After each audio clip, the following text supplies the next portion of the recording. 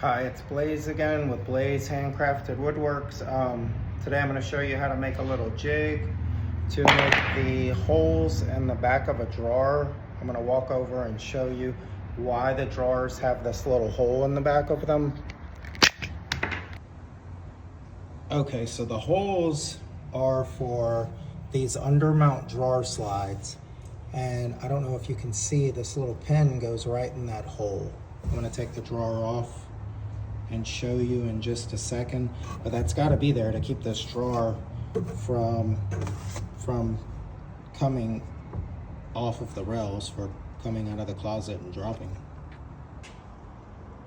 Okay, so that's the two little holes, and I'll show you how I made a jig to achieve that. You can purchase one, but when you have a wood shop and you have wood at your disposal, I pretty much make jigs for everything.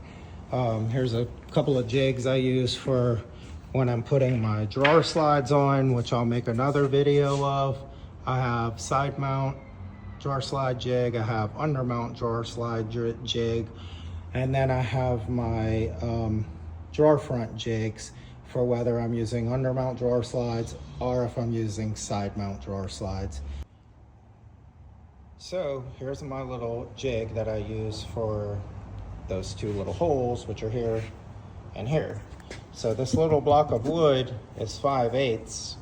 Sorry, this little block of wood right here is 5/8 because the difference, the height I have right here is 5/8. So if I put it on here, it'll sit flush.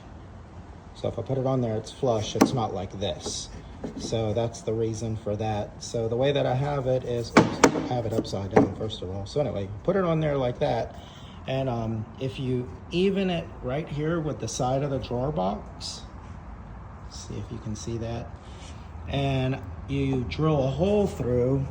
So I have this drill bit, which is a 5/16 inch wide drill bit, and I have this collar on it. The collar is to keep it from going all the way through and punching a hole in the drawer box. You want that hole to go in, but you don't want it to go all the way through. So the depth it's set at right now, if you can see, goes in through the jig and then goes in just enough to where it doesn't poke through the inside of the drawer. Let me show you that real quick. So it's already got the holes. And if I flip the drawer over, you can see that it didn't come through this side. I will put a little piece of 1/4 inch along all of the tops of my drawers. I do that with all of my jobs just because I think it's more professional. It leaves a nice paintable surface. You don't really want to paint in grain like this, and you don't really want to see that this is plywood. So by putting a little trim piece of 1/4 inch, in this case we'll use beech because that's what I have plenty of in my shop. So anyway, back to the jig. So just to show what I was talking about putting the little trim piece and capping the plywood edges, this looks way nicer than leaving it plywood like it was, like this one over here. That's all I meant, in case anyone was wondering. So you might just have to believe me. I don't think you can see my tape measure, but this thing measures 3.5 inches this way by 2.5 inches by 2.5 inches. I might have already said that, I don't remember. So I'll go ahead and rip up some material at 3.5 inches, then cross cut it at 2.5 inches.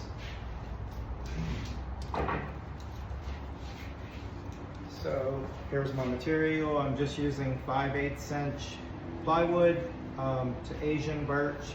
This is the stuff I use to build all my cabinet boxes. So 3.5 inches. That's just turning the dust collection system on.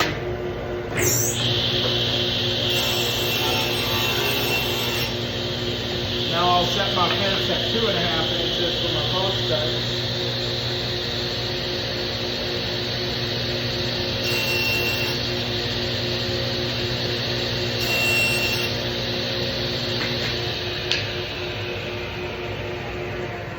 Now I'll staple this together.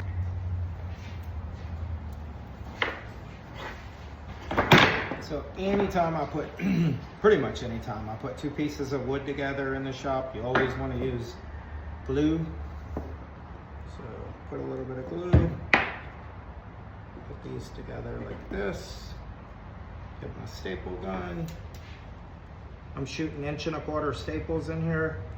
A good rule of thumb is when you're using fasteners, screws, nails, anything, is you want to go twice the depth of your material.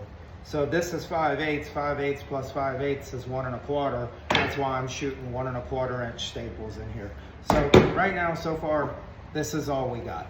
So I'm gonna pull measurements off of the one that I've already been using, so I know where to mark the holes. I figured out the math, I don't know, a year or two ago, I don't remember exactly, but I can just reference off of this one. So I need to draw me a line using a square at 1 11/16. So what I do is I'm taking the piece that I can see the staples in, and I'm measuring 1 11/16 down from there. So it's going through this piece and into this piece. So I'm measuring from this piece all the way through to this piece to mark my 1 11/16. So I'm gonna mark that real quick. 1 11/16. And I'm also gonna check myself again on this one just to make sure. Yep, it's 1 11/16. So take my square, go ahead and mark my line. It's going to be evenly straight across since I'm using a square and all my material is square. And then I'm going to measure this way, 7/8 and 7/8 on both sides. And you can see my line right there.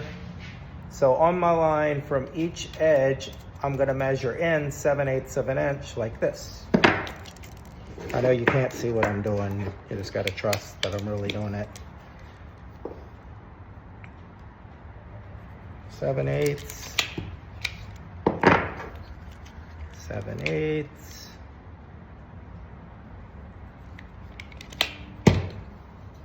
There's my two marks. Okay, so I went and grabbed my center punch. I think it's called an automatic center punch. It's spring loaded so that when I put it on my workpiece, I hope you can see this, and I push down, let's see if you can see this. It activates and it makes a little impression. So when your drill bit goes in there, it has something to center it on, and your drill bit doesn't want to keep walking away from you. So I'm gonna go ahead and do that to those marks that I made, which are there and there. Let me do that real quick. Okay, so I'm putting my center punch right on my point where the two lines intersect, and I just push down. I do the same thing here. And then what I like to do is start off with a small bit and then work my way up to the 5/16. Okay, so this is probably an 1/8 inch drill bit. It really doesn't matter.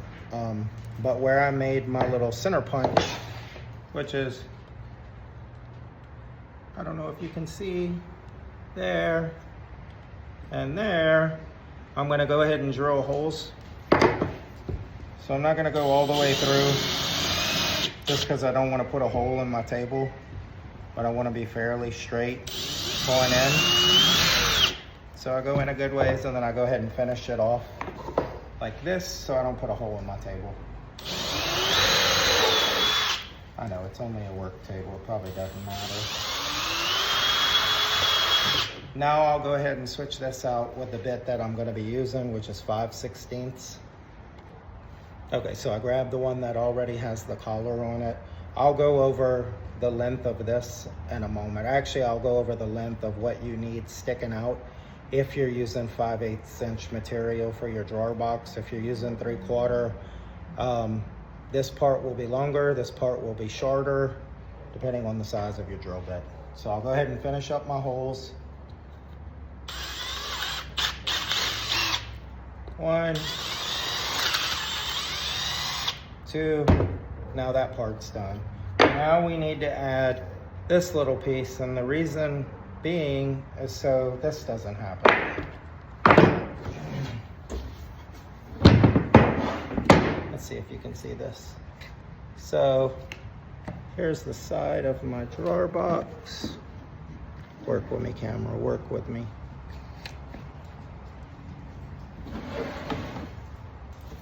Let's do like this. I think you can see better like this. Okay, so if I didn't have this little piece right here, when I put this on here, it would want to sit crooked like that.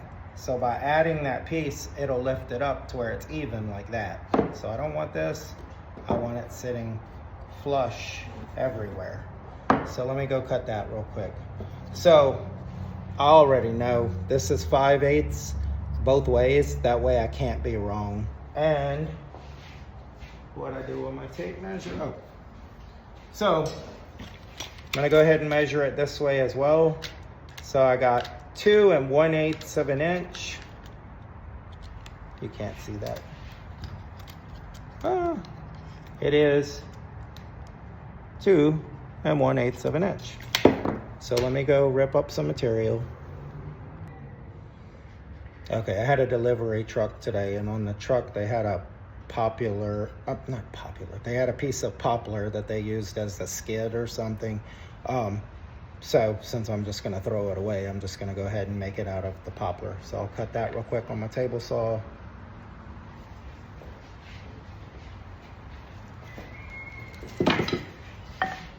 So I'm setting my fence at 5/8, making sure it's right on. Turn on the dust collection system. I'm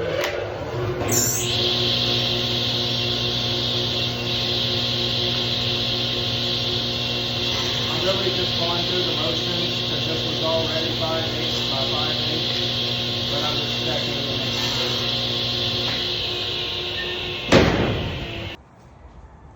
sure. Okay, so for the purposes of this video, I'm gonna cut this piece at 2 inches. This one's actually 2 1/8. If I hook my tape, it's right at 2 1/8. But I'm just gonna cut the other one at 2. What you definitely don't wanna do is cut something like this at 2 inches on a table saw. That's very dangerous. This is what I mean. I'm not gonna do it. But if I set my fence at 2 inches, so you can see better, if I set it at 2 inches and I wanted to cross cut this, that's just way too dangerous to get your hands in there. So I'm gonna go to my miter saw instead, and I'm gonna cut it. My fence doesn't go down as far as 2 inches, so I'm just gonna mark it with a pencil real quick.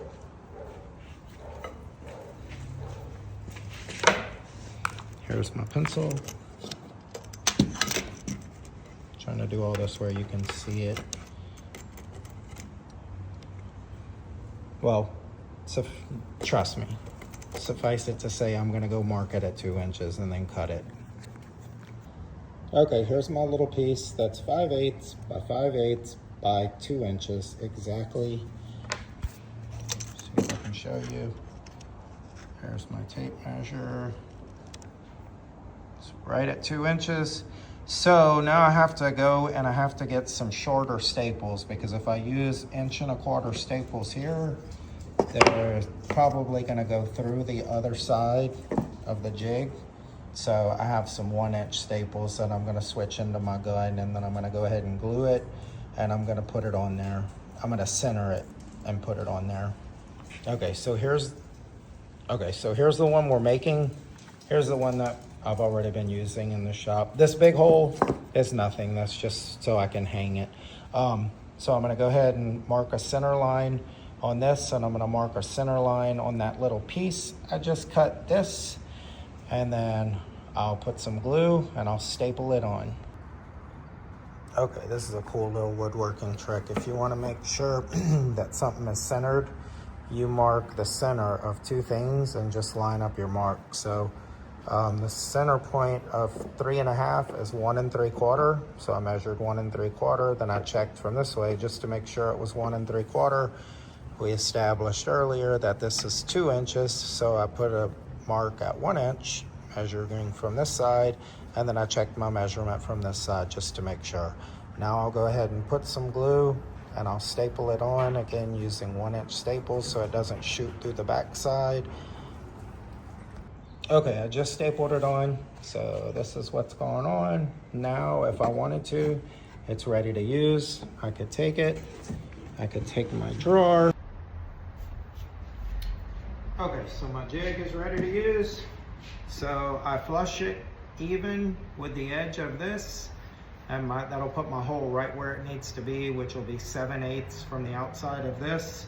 And we established earlier that we went down 1 11/16 here, and the hole's already there, but I'm just showing you. So you just drill it in like that, take it out, do it to the other side,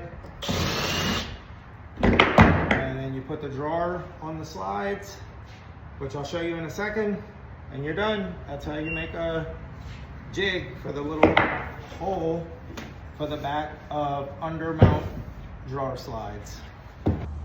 Okay, so I'm just trying to show you this. So I just put the drawer in the drawer on top of the drawer slides in the cabinet, and I'm going to push it back like this, and sometimes they just automatically lock like this one did.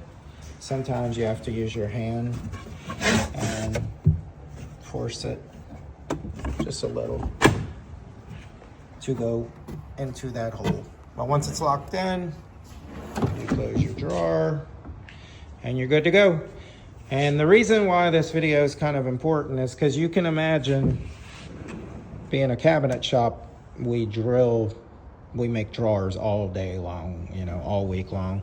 So if I had to measure every single drawer box to drill those 2 little holes, that would eat up a lot of time. So we pretty much use jigs for as much as we possibly can in here.